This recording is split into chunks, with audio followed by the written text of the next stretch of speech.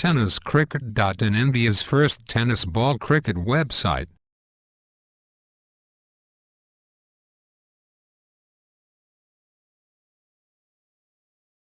ओंकार पाटीलचा पुढचा चेंडू Nishant माळीसाठी extra cover मध्ये पुन्हा एकदा टाकलाय. बघूया नक्की काय घडतंय. मागच्या सामन्यात प्रतीक पाटील राईट वर चेंडू निशांतच्या फलीमध्ये समजलं तो या खेळपट्टीवरती टिकताना दिसून येते.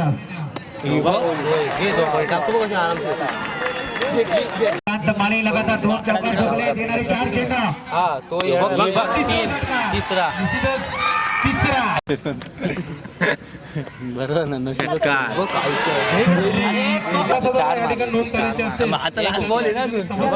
तो पण गेला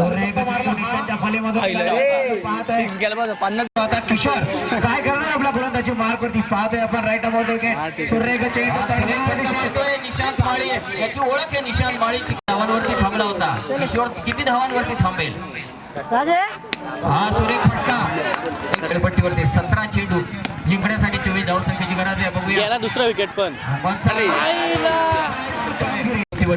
ईश्वरचा पुढचा चेंडू. हा चेंडू मारला हवेत. बघूया कितपत चेंडू जातोय. नक्की जाणार तो चौकाराच्या दिशेनं. या तीळ मात्र आणि ऊर्जा संचालित केली होती मदन लालने.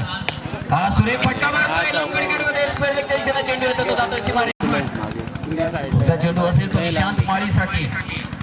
सुरेख फटका कव्हर मध्ये टाकलाय. बघूया चेंडू माग